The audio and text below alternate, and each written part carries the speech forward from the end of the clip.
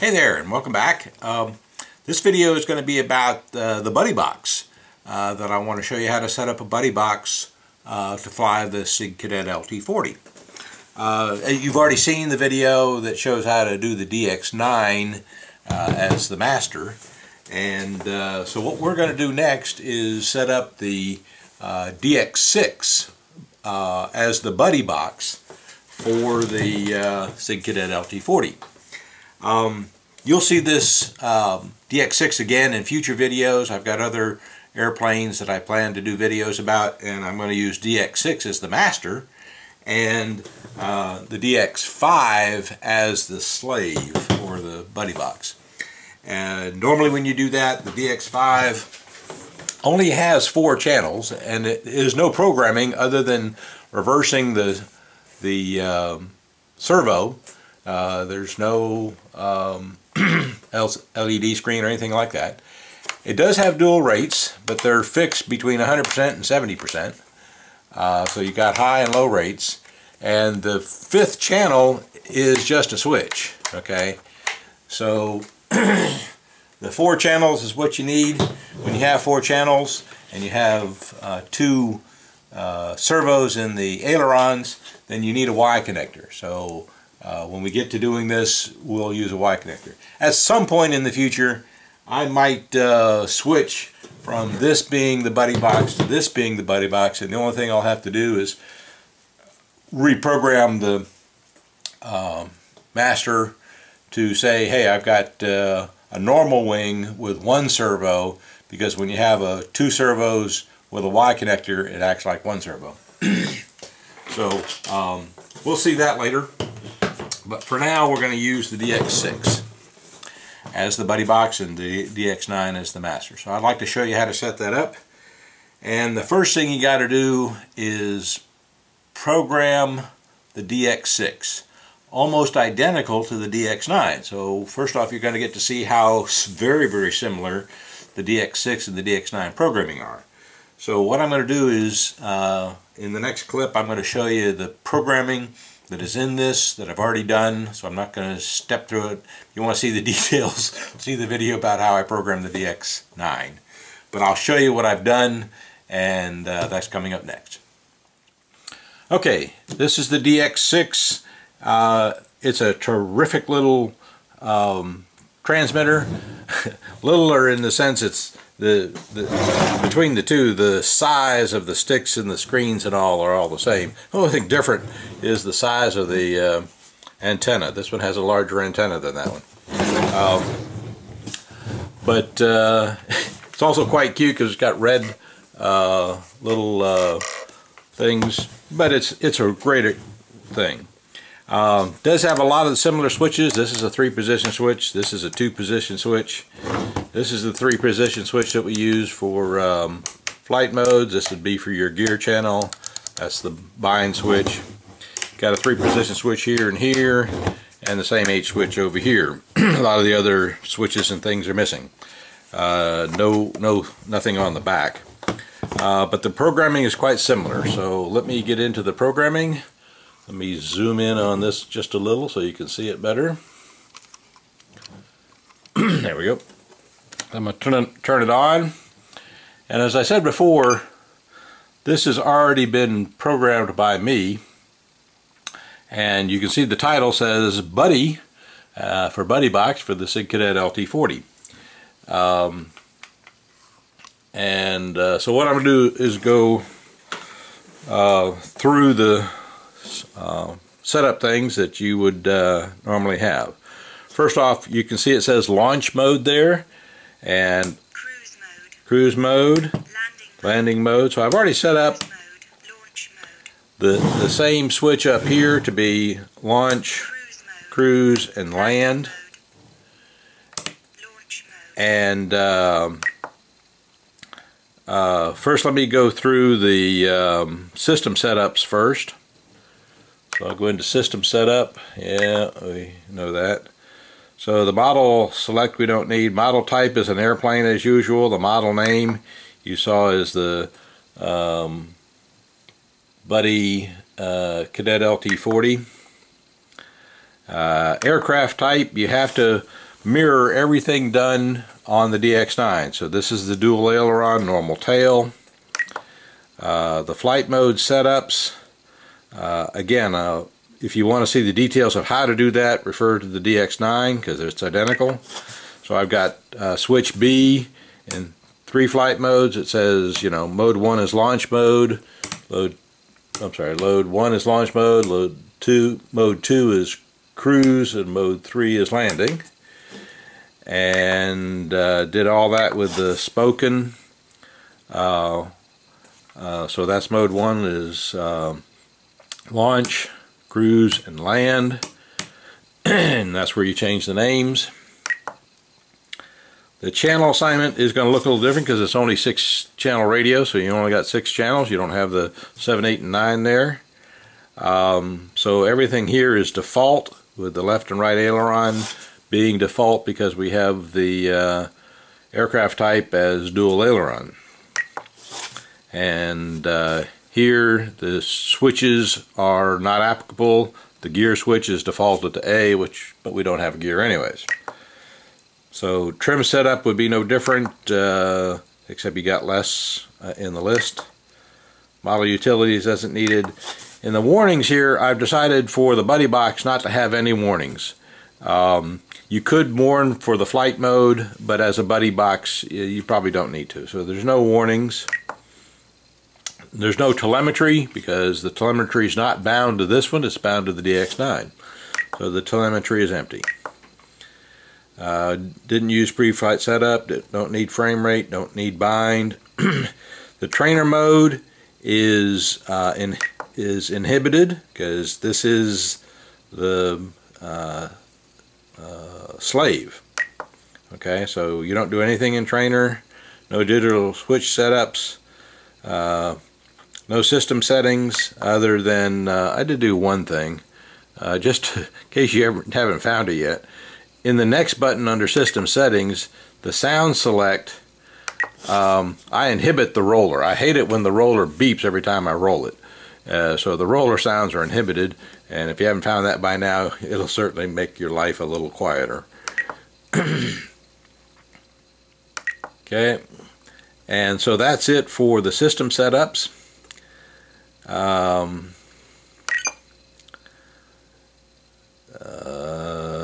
Notice that I already have the trim all the way down for the throttle. Now in the servo setups, you're going to see, obviously there's only 6 possible things here, not 9 like the DX9, but if you refer back to the DX9 video, these are all the values that I determined in the DX9, so I just replicated them over. So the 33 and the 50 for the throttle, the 60-60 for the right aileron, the 75-65 for the elevator, the 92-92 for rudder, the gear isn't needed, and the 60-60 for the left aileron is everything exactly as it is in the DX9. So I'm going to go down to travel and switch that to sub trim. Again, the sub trims are identical. And so you have to have the sub trim identical, and then you switch to reverse, and the throttle is reversed. And by the way, you might remember when we had to reverse the throttle, you got that warning to rebind and so forth. So we're going to rebind it again anyway, so I'll show you in a minute.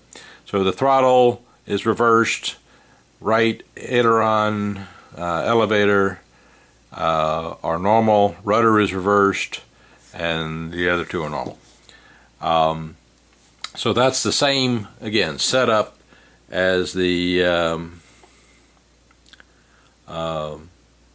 DX9. DR and Expo, guess what? All the same, 80, 100, 70. So all the DR and Expo is absolutely identical. No differential put in, no throttle cut put in, no throttle curve put in, no mixing put in. I don't know that we'll do a range test because the buddy box is going to be always relatively next to, so I don't know that a range test is important. The timer is again set up for 7 minutes, 50%, one time active, and the countdown is voice, and the 30-second is voice, and so forth. So that timer is really no different. Telemetry doesn't apply. No custom voice setups here because you just don't need them like you do in the DX9. So, you know, in other words, this doesn't need to know. This doesn't have the switch necessary to say it's master or slave or whatever. And so that's a quick and dirty look at the setup. The point is, this is identical to the DX9. That's how it should be. The reason is that way because we had programmable master, and in the programmable master you have to duplicate everything here. In future videos, as I said, when I do the DX5 and maybe the DX6 or 9, we'll see, that'll be done differently. But because we have programmable master on the DX9, this has to have a duplicate of the programming for the major functions, obviously. So with that said, I'm going to move over to the airplane and show you how it works. Be back in a minute. Okay, back for a second. Before we get to going over the airplane, I forgot to do one other thing, and that is bind these two together. So I'm going to do that in this sequence. They're both off right now. I'm going to turn this on.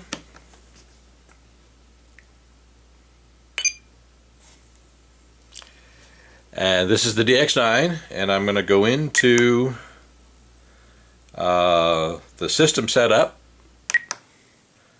Yeah, I'm going into the system setup, and then I'm going to go into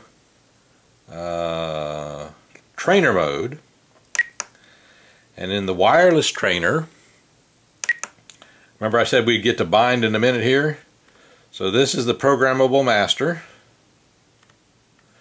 And so there's the bind button. And now when I press that bind button, then it's going to put the receiver in the DX9 into the bind mode, and you'll hear it say bind mode. Then I'm going to move this out of the way because I want some distance between them while you're binding, and you'll see me turn this on and bind it. Okay, so here we go. So I'm going to hit this, and it's going to say bind. Binding. Okay, then I'm going to turn this on. I'm going to hold this button down, turn this on. Binding. DSMX 22 milliseconds. Bind complete. Bind complete. So you heard this. Bind complete.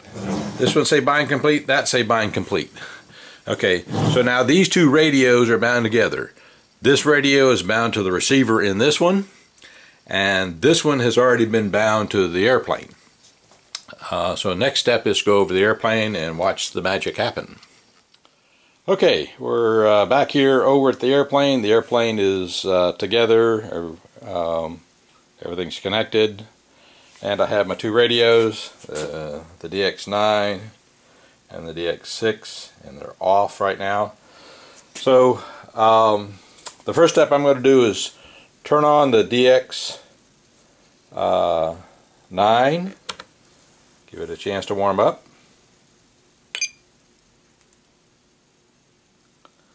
Okay, I always like to wait, you know, more than it takes the light to come on. Wait another 5 or 10 seconds. Then I'm going to go over here and reach around and turn on the receiver, or turn on the airplane. Pulling out that nice switch. And so every time I do that, I like to use the radio and say, is everything working? So I'm going to move the aileron to the right. Right aileron goes up, left aileron goes down. Move the aileron to the left. Left aileron goes up, right aileron goes down. Elevator back, elevator goes up. And the rudder to the right, and the rudder moves to the right. So up, up, up, right. And that's the test you should always make every time you turn on the radio and the airplane, to make sure everything's connected correctly, because you could put those wires backwards. Okay, now that that's up and working, I'm going to move the DX9 a little bit away from the DX6. Going to turn the DX6 on.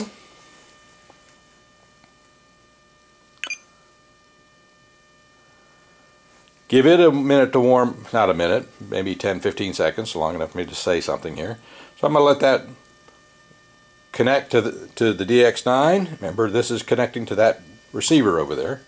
So now that that's connected, I'm going to flip the switch back here that says student mode or normal mode.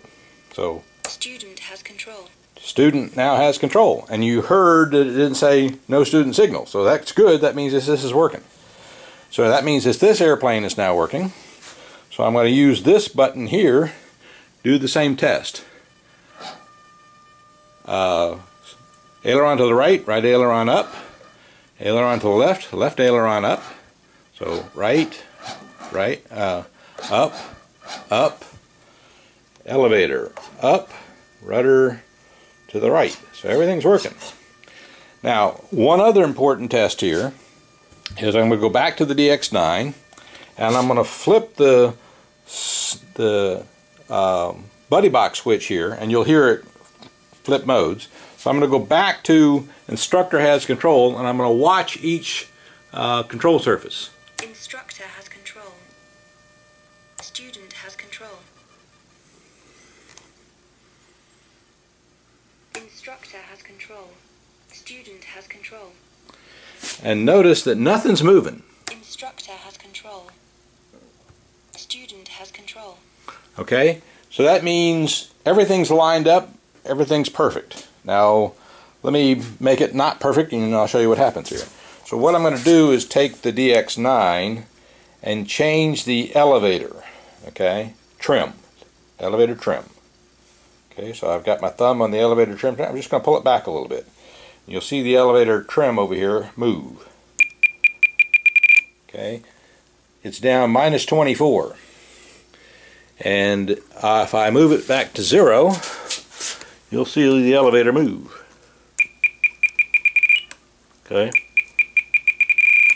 so that elevator is moving around. No, it's not. Instructor has control. Okay, so now, no it's not, because it was not on Instructor has control. So now watch. So with that, if I flip the Instructor student switch, watch what happens to the elevator. Student has control. Let me get it steady here. Instructor has control. Student has control. Instructor has control. Student has control. Instructor has control. Student has control. Okay, you can see that elevator moving just a little bit.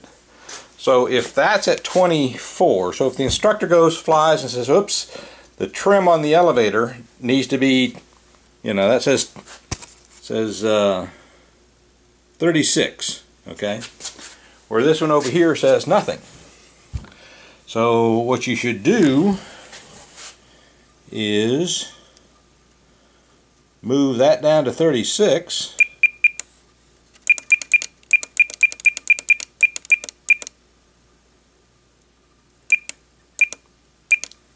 So now, make it easier to read. I don't know what's the matter. Okay. So that says 36. Now, if I move the student or instructor switch. Instructor has control. Student has control. Instructor has control. Student has control. So what that shows you is, and I'm going to move this trim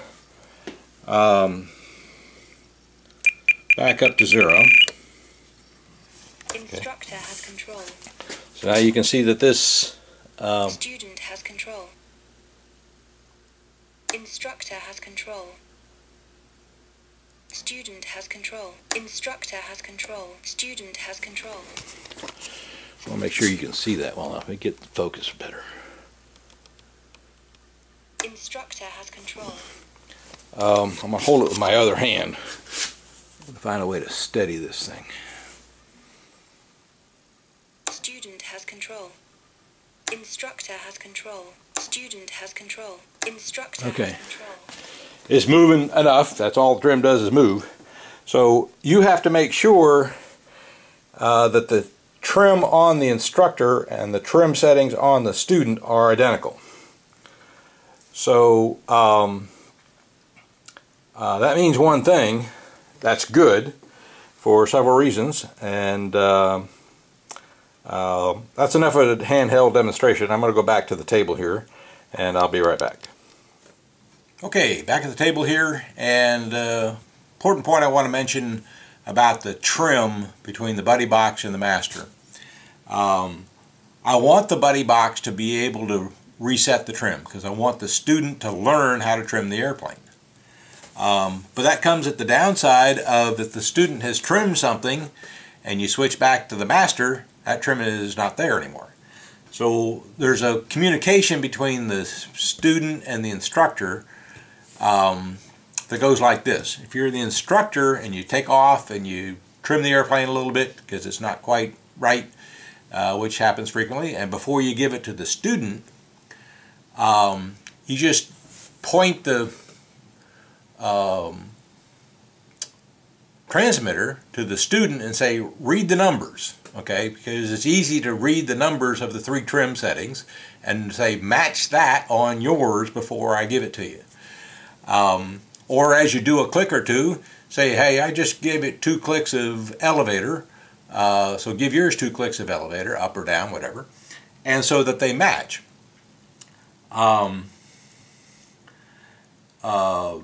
And so if the student is flying, he needs to do the same thing. If he says, hey, this is slightly out of trim, then okay, trim it.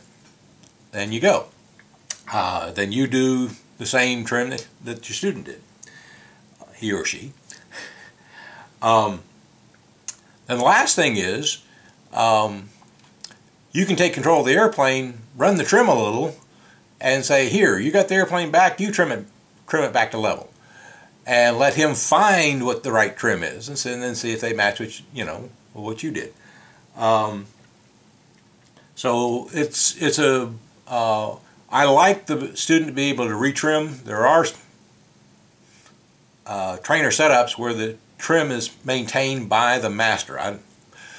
There might be a reason to do that, but in my experience, it's always good for the student to learn how to trim the airplane and learn early.